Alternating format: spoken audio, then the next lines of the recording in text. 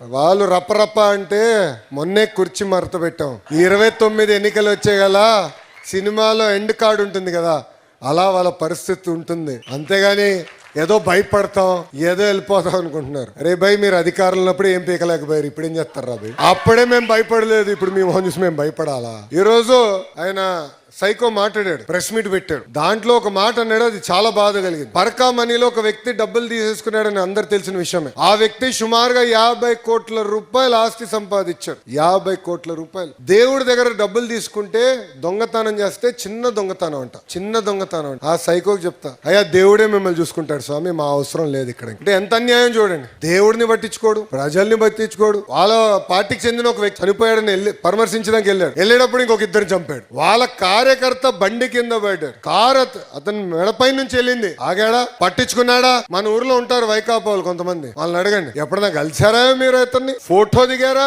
కనీసం పరిచయం ఉందా?